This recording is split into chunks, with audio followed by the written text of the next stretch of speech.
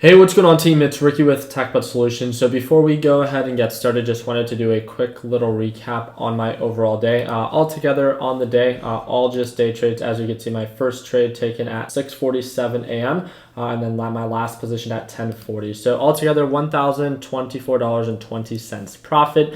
A majority of that came from DWT, but I'm going to talk a little bit more very quickly about, why did I have such a huge focus on DWT? To keep it super simple, I actually caught such a small portion of what DWT had to offer. In yesterday's video, I talked about the importance of understanding direction and why, if something is showing signs of a consistent descending pattern, knowing how you can still make a profit. So when crude oil aggressively sells off, as we're seeing happening right now, it's very easy to identify that, hey, crude oil is not an ascending uptrend pattern. It continues to make lower lows. So the inverse ETN, which is DWT, is then making higher highs. And that's exactly, if you move on over to the Learn Plan Profit Discord chat, this is where I share my ideas to the Learn Plan Profit group, where I talk about /CL, and its direction and having a huge focus on that and making it super easy for people to understand, to kind of go with the flow and to not overcomplicate it, right? The same thing kind of happened when I took my position on DGAS. DGAS was showing signs of an uptrend pattern,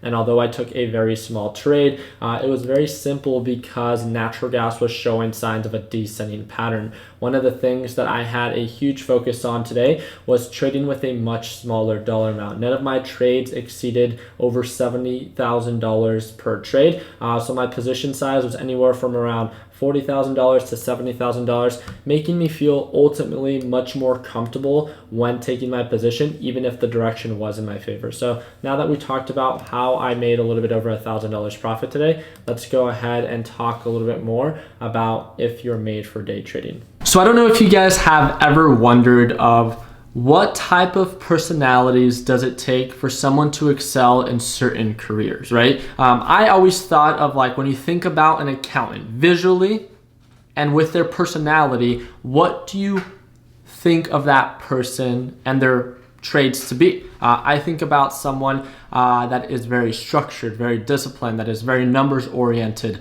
that was always on schedule. They work with numbers all day and they excel, and for a lot of accountants, that's their true passions. They get so excited with their work. But for some other people, that could be viewed as extremely draining. And the reason that I'm saying this is because I get asked the question so often, right? Of how do I stay so motivated every single day? And to think about it, what is it that I do every single day? A lot of my mornings deal with either having to wake up during pre-market hours as early as 4 a.m. Pacific Standard Time, and I can be trading for hours. And what does trading consist of? I'm looking at a computer screen all day, right? I'm usually spending time in my trading room all by myself with not much interaction. And ask yourself, is that something that you think that you would be able to put up with? I wanted to give you guys a little bit more of a background on how I was raised and how I think, because of how I was raised, it wired me in a way that I just naturally work well with the market. So if you've ever asked yourself while you're watching me trade live, how do I stay so patient? How am I so consistent? How is it that I'm able to stay so motivated? I think that this video can give you a little bit of a better understanding on my upbringing and why I think I was not built to day trade, but just I can put up with it and I don't get as bored as maybe the average person. So let's go ahead and get right to it. So one of the things that I wanted to start off with, and one of the things that I want you guys to know, is I was raised in a very Hispanic culture, to say the least. My parents are both immigrants from Mexico, and I was brought up with the idea that family is everything and there's no such thing as true friends. And regardless if you agree or disagree with that, those were the principles that I was raised from. And what I take away from that was kind of looking back at my childhood versus maybe some of my friends or coworkers now, that I wasn't able to really have a social life outside of going to school. When I was at school, I would say I was social, that, I had a good group of friends. They were very close friends at those times. And I really did enjoy socializing. So I would not say that I was an introvert by any means. But one of the things that I was not allowed to do was I was never allowed to sleep over anybody's house. all towards, I think my first sleepover was my senior year in high school, and it's because I snuck out for a high school party and I was too scared to go home because it was so late. And at that point, again, I was 18 already, so I've developed quite a bit. But one of the things that I do remember was I grew up with an older sister and a younger sister, and these are the people that were actually in my household, and my older sister ended up moving out shortly after I got into my teenage years. So if anything, I really just grew up with my little sister. And what that did for me was I didn't really spend too much time with my family, right? I didn't spend too much time with my little sister. I wasn't huge into video games, and I just spent a lot of time in my room.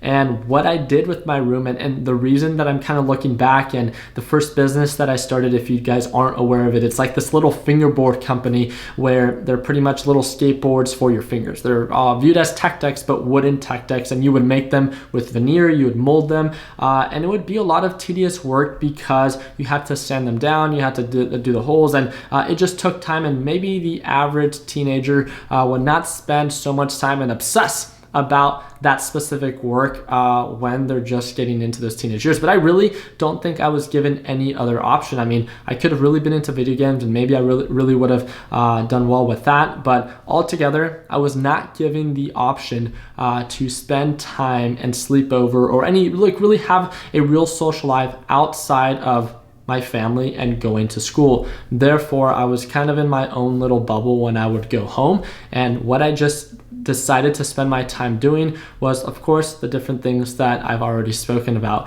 And the reason that I'm talking about that is I spent so much time in my head, and it really wired me in a way that I was okay. And I was okay with putting up with very tedious work of working with my hands or working with these little fingerboards that allowed me to, for the average person, spend a lot of time doing very boring things. And it's not that I am weird or anything like that. It's just like I spent a lot of my time in my very early years doing that. So as I grew older, it just became second nature. And now moving towards when I decided to move from California to Arizona, I kind of asked the question of like, why was I okay with spending so much time working? I was still, getting better when it came down to my trading. I was working full time. I was going to school full time, and I was in a relationship. So the amount of time that I dedicated to my work is, I just remember all I focused on was work and sleep. And that's what I spent my time doing. My free time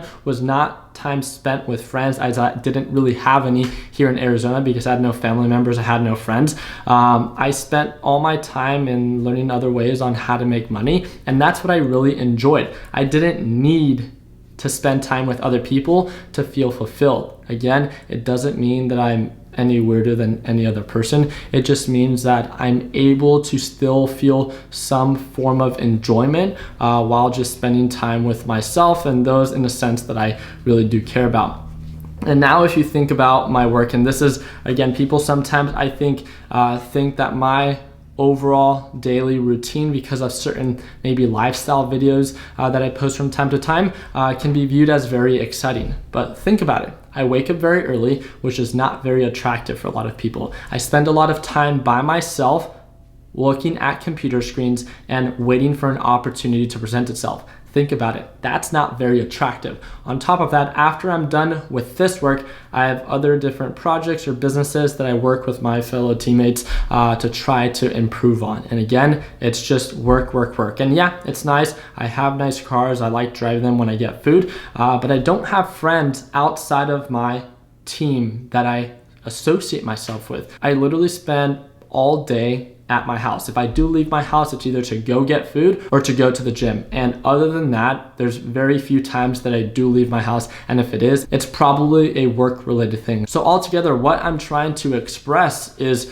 I think it's because of my upbringing and how I was really not allowed to do much because of how I was raised, really wired me in a way where I was just able to put up with very tedious work for long periods of time and not get bored. It doesn't mean that I'm any smarter. It doesn't mean that I'm any weirder than any of you. It just means that that was how I was raised and ended up being wired. So now when it comes down to the field that I excel in, when it comes down to day trading in the stock market, a lot of you guys ask, how do I stay so motivated? How do I stay so consistent? How do I stay so disciplined? It all comes down to, I think, my very early beginnings. And it's a series of best practices or habits that I began to incorporate into myself. And it doesn't mean that just because you don't have those habits now that you can't work on them.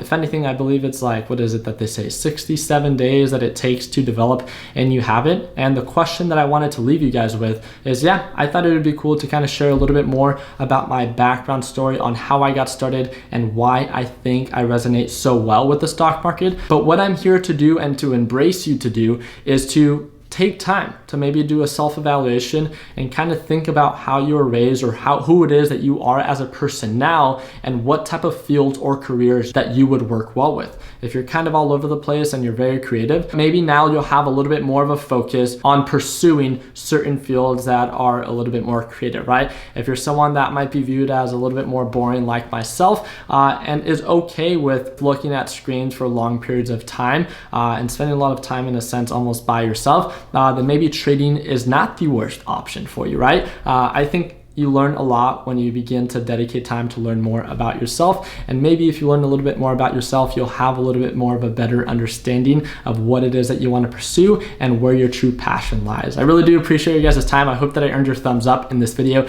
If you guys have any comments, be sure to drop that down in the comment section. I do want to remind you that tomorrow is the crude oil report. It's my favorite day to day trade in the stock market. And I would love for you to tune on in and watch me trade live with the Learn Plan Profit team. If you're interested in learning how to trade and being able to watch me trade live every single day, dedicate some time, click that first link down below in the description and learn a little bit more about our Learn Plan Profit team to see if it's a good fit for you. If you guys are looking to join a free Facebook group, that second link below is going to do just that, and you can join the largest Facebook group for those who day trade in the stock market. Like always, continue working hard, continue following your dreams, let your passion be what drives your success. Like always, let's make sure that we end the year on a green note. Take it easy, team.